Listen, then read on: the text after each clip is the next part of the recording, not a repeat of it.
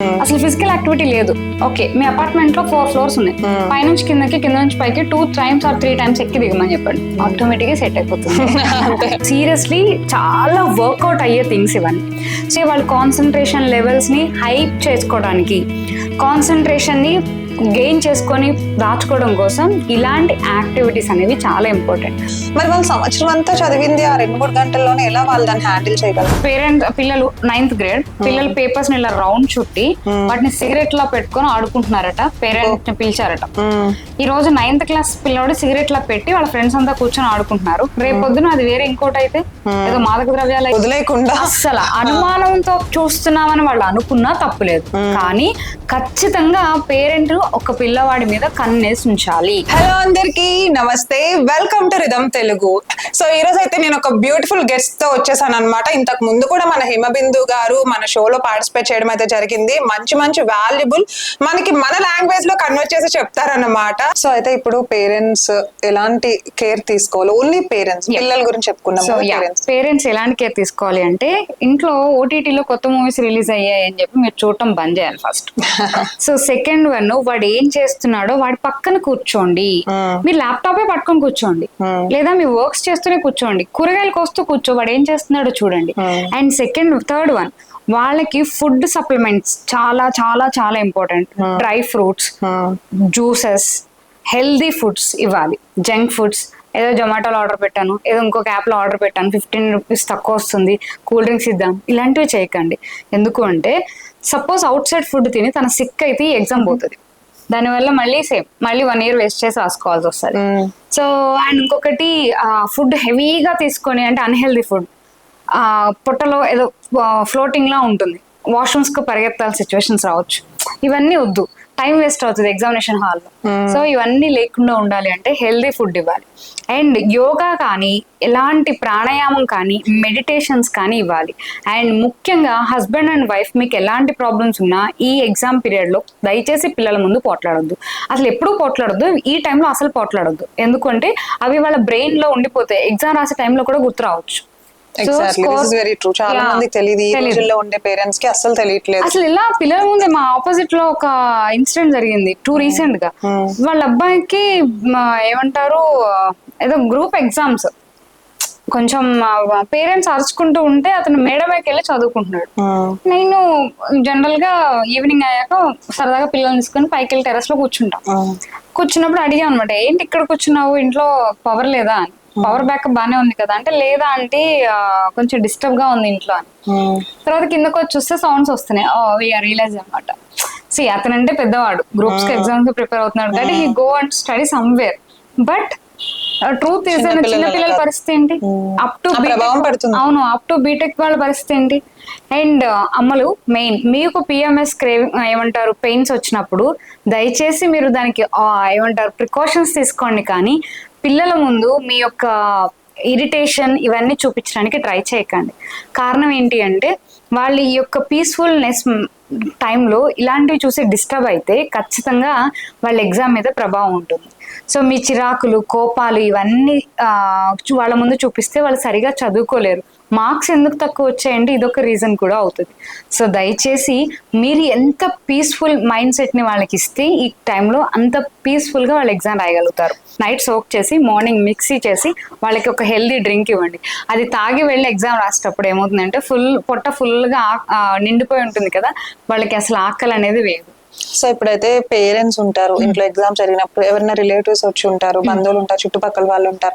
Exams అనేసరికి పిల్లలకి pressure ఇచ్చేస్తూ ఉంటారు, వాళ్ళకి తెలిసి కానీ తెలియక కానీ ఇన్విజిబుల్ లైక్ ఒక ప్రెషర్ ఇచ్చేస్తూ ఉంటారు అనమాట. దాని నుండి పిల్లలు కొన్నిసార్లు అబ్బా ఓకే సరే నాకు తెలుసు నాకు ఎగ్జామ్స్ అని అనే స్టేజ్ కి వెళ్ళిపోతారు ఇంకా. సో దానికి ఎలాంటి కేర్? జనరల్ గా నేను ముందు నుంచి చెప్పినట్టే, ఫస్ట్ నుంచి మీరు ఎప్పుడైతే చదివిస్తారో అప్పుడు ఆన్ ద స్పాట్ లో వాళ్ళ ఎగ్జామ్ కి జస్ట్ ప్రిపేర్ అవుతున్నారు, అంటే రివిజన్ పార్ట్ ని చెక్ చేసుకుంటున్నారు.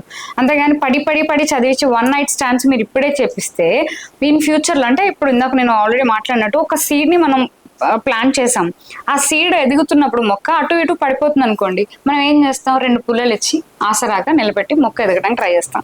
సేమ్ ఇన్ దిస్ కేస్ వాళ్ళ మైండ్ సెట్ అటు ఇటు వెళ్లకుండా 2 పుల్లలు ఇచ్చి స్టాండ్ లో చక్కగా మొక్కలాగా వాళ్ళని మనం చదివించగలిగి మంచి అవకాశాలు వాళ్ళకి ఇప్పించగలిగితే బాగుంటుంది. అట్ ద సేమ్ టైం ఈ యొక్క ఇచ్చే క్రమంలో వాళ్ళు వచ్చి మీ అబ్బాయికి ఎగ్జామ్స్ మీ అమ్మాయికి ఎగ్జామ్స్ మా వాడు టాప్ చేస్తున్నాడు ఇలాంటి అన్నెసరీ థింగ్స్ కంపారిజన్స్ చేయొద్దు. ఎందుకు అంటే వీడి స్టామినా ఏంటో నీకు తెలుసు. పక్కింటి వాళ్ళ పిల్లల గురించి ఎదురింటి వాళ్ళ పిల్లల గురించి మీ చుట్టాలు ఎవరో ఏమంటారు గోల్డ్ మెడల్ తీసుకున్నారని వీడిని తీసుకోమంటాం తప్ప. Text book reading first medicine అండి.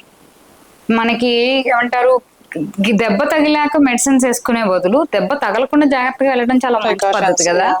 సో అలాగే అన్ఎక్స్పెక్టెడ్ గా దెబ్బ తాకింది, ఇక అదేం చేయలేం. అంటే బుక్ లో ఉన్న క్వశ్చన్స్ టెక్స్ట్ బుక్ చదివితే టెక్స్ట్ బుక్ దాటి ఎక్కడికి పోడండి. ఏ ఎగ్జామ్ పేపర్ లో అయినా ఇచ్చే క్వశ్చన్ పేపర్ లో రివర్స్ తిప్పి అడిగినా, కొంచెం ఉల్టా పల్టా అడిగినా, పక్క నుంచి అడిగినా, ఎలా అడిగినా సరే ఆ టెక్స్ట్ బుక్ నుంచి అడుగుతారు. సో నువ్వు టెక్స్ట్ బుక్ రీడింగ్ ఎప్పుడైతే చేస్తావో నువ్వు అక్కడ 70 మార్క్స్ గెయిన్ చేసుకుంటావు. అది గెయిన్ చేసిన తర్వాత మీరు అన్నట్టు 8 క్వశ్చన్ బ్యాంక్స్ ప్రీవియస్ పేపర్స్ చదువుకుంటే అక్కడ ఒక 20 మార్క్స్ వచ్చేస్తాయి. సో ఆటోమేటిక్ నీ దగ్గర 95 మార్క్స్ నీ దగ్గర ఉన్నాయి.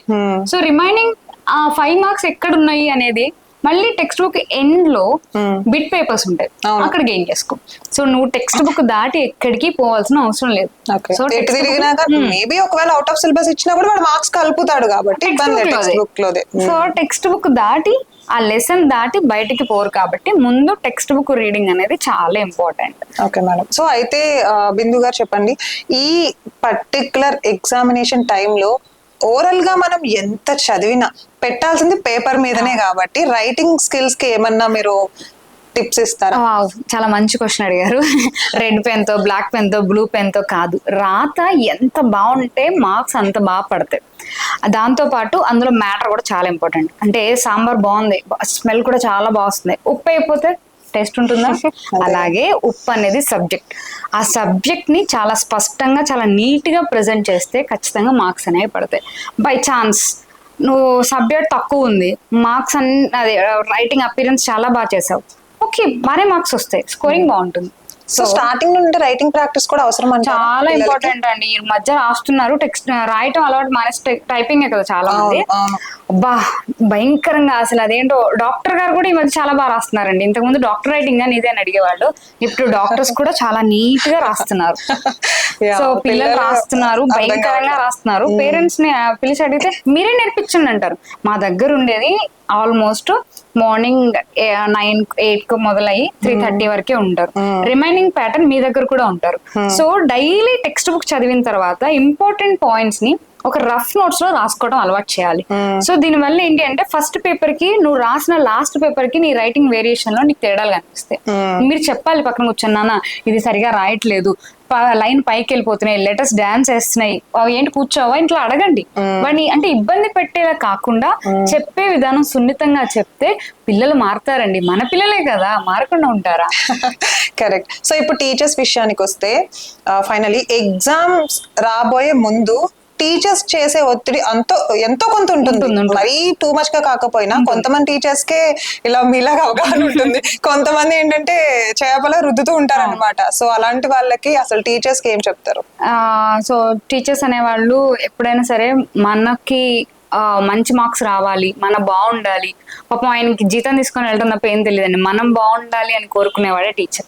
సో నువ్వు ఉన్నత శిఖరాలకు వెళ్ళినప్పుడు మా గురువు ఎవరు అన్న నీకు గుర్తొచ్చే ఒక గురువు నేమ్ ఉంటారు. సో అలాంటి గురువులందరికీ నిజంగా శిరస్సు వంచి నమస్కరిస్తున్నానండి. ఎందుకంటే మీరు లేకపోతే నేను లేదా ఇక్కడ ఉన్న వాళ్ళు ఎవరు కూడా లేరు. మీరు నేర్పిన పాఠాలే మాకు ఈరోజు ఇక్కడ లైఫ్ స్కిల్స్ అనమాట. So coming to the point, teachers అనేవాళ్ళు ప్రెజర్ చేస్తారు, వాళ్ళు ప్రెజర్ చేసేది కూడా మీకోసమే. మీరు ఆ ప్రెజర్ని తట్టుకొని నిలబడాలి అంటే ఫస్ట్ డే 1 నుంచి రీడ్ చేయటం, డే 2 రాసిన దానికి చదువుకున్న దాన్ని పేపర్ మీద పెట్టడం, తప్పు ఒప్పు నువ్వు రాసావు మళ్ళీ వెళ్ళి చెక్ చేసుకుంటావు. సో ఇలా నువ్వు చేస్తే టీచర్ ఎప్పుడైతే నువ్వు చదవలేదు అని చెప్పదు కదా. అవును. వెన్ నువ్వు కంప్లీట్ గా చదివినప్పుడు నాన్న ఈ పాయింట్స్ చూసుకో, ఇక్కడ ఈ పాయింట్స్ వచ్చే అవకాశం ఉంటుంది, రివిజన్ ప్యాటర్న్ లో వాళ్ళు హెల్ప్ చేస్తారు. పేరెంట్స్ కి కూడా ఏమైనా చెప్పాలంటే, అంటే పిల్లాడు ఎలా చదువుతున్నాడు, స్టూడెంట్ ఎలా చదువుతున్నాడు అనేది టీచర్స్ కి ఎక్కువ తెలుస్తుంది, పేరెంట్స్ కి అంతగా తెలియదు. ఎందుకంటే వాడు మోస్ట్ ఆఫ్ ద స్కూల్లోనే ఉంటాడు. Is it true? ఎందుకంటే ఈ రోజుల్లో అసలు ఇలాంటి పేరెంట్స్ చాలా తక్కువ ఉన్నారండి. పక్కన కూర్చోబెట్టి చదివించేవాళ్ళు చాలా తగ్గిపోయారు. ఎవరు బిజీలో వాళ్ళు ఉంటున్నారు, వీళ్ళు ఏం చేస్తున్నారో తెలియదు. ఇప్పుడు నేను వచ్చేటప్పుడు ఒక కాల్ మాకు ఏంటంటే, వాళ్ళ అబ్బాయి ఒక ఫేమస్ ఇంటర్నేషనల్ స్కూల్లో ఉన్నాడు. పిల్లలు 9th grade పిల్లలు పేపర్స్ ని ఇలా రౌండ్ చుట్టి వాటిని సిగరెట్ లా పెట్టుకొని ఆడుకుంటున్నారట. పేరెంట్ ని పిలిచారట. ఈ రోజు 9th class పిల్లడు సిగరెట్ లా పెట్టి వాళ్ళ ఫ్రెండ్స్ అంతా కూర్చొని ఆడుకుంటున్నారు. రేపొద్దున అది వేరే ఇంకోటి అయితే, ఏదో మాదక ద్రవ్యాలు అయితే, వాట్ పేరెంట్స్ డూ? సో ప్రతి పేరెంట్ కూడా పిల్లల్ని ఒక కంట కనిపెట్టుకుంటూ ఉండాలి, వదిలేకుండా. అసలు అనుమానంతో చూస్తున్నామని వాళ్ళు అనుకున్నా తప్పులేదు, కానీ ఖచ్చితంగా పేరెంట్ ఒక పిల్లవాడి మీద కన్నేసి ఉంచాలి. అట్ ద సేమ్ టైం తనకి ఒక మొబైల్, ఒక ట్యాబ్, వాట్ ఎవర్ థింగ్స్ మీరు ఇచ్చినప్పుడు అందులో పేరెంట్ పోర్టల్ నుంచి లాగిన్ అవ్వాలి. వాడు ఏం చూస్తున్నాడు, ఏం చేస్తున్నాడు అనేది మీకు ఖచ్చితమైన అవగాహన ఉండాలి. లేదు అంటే ప్రమాదం పొంచి ఉంటుంది. పేరెంట్ అనేవాళ్ళు అలర్ట్ గా లేకపోతే మాత్రం మీరు అన్ఫిట్ పేరెంటింగ్.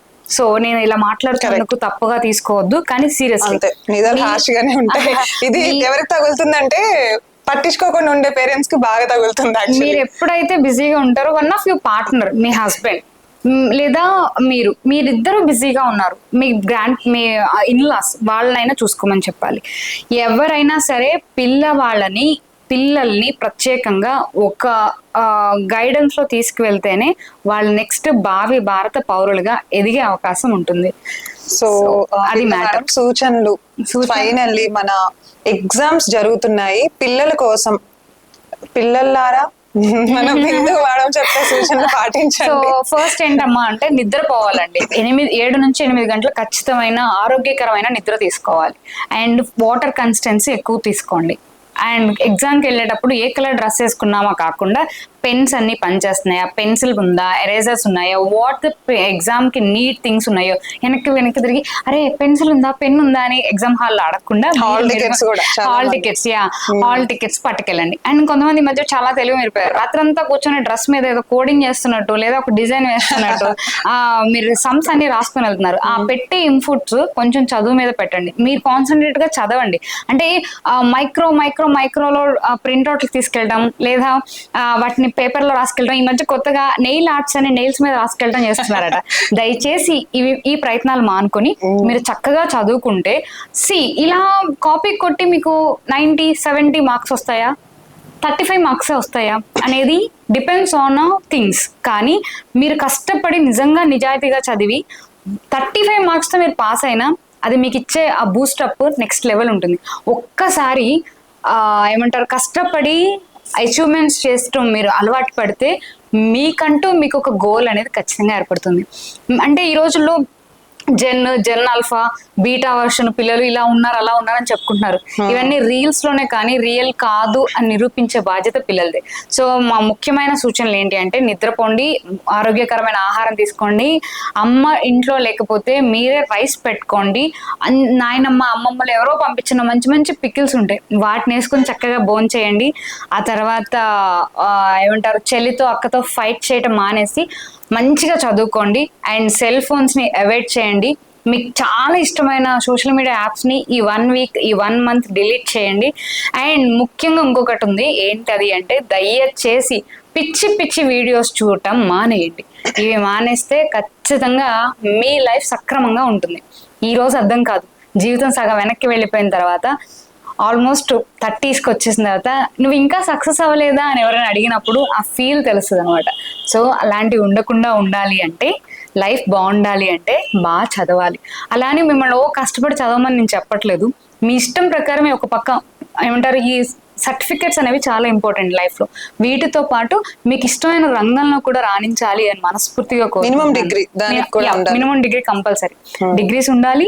వాటితో పాటు మీకు కావాల్సిన రంగంలో మీరు శిక్షణా అర్హతలు పొందాలి అంటే దానికి మీరు ఖచ్చితంగా సర్టిఫికేట్స్ చాలా important. So degree or BTech or whatever that మీరు చదివి పాస్ అయ్యి మంచి మార్క్స్ తో బయటకు వస్తే ఆ తర్వాత వాళ్ళకి నచ్చిన ఫీల్డ్ లో వెళ్ళొచ్చు. ఇగో ప్రియ చెప్పినట్టు ఇట్లా యాంకర్ అవ్వచ్చు. సో మంచి రంగాల్లో మీరు స్థిరపడవచ్చు. మరి ఇలాంటి మరిన్ని వీడియోస్, ఇంటర్వ్యూస్, అప్డేట్స్ కోసం వెంటనే సబ్స్క్రైబ్ చేసుకోండి మన రిథమ్ తెలుగు ఛానల్. నమస్తే.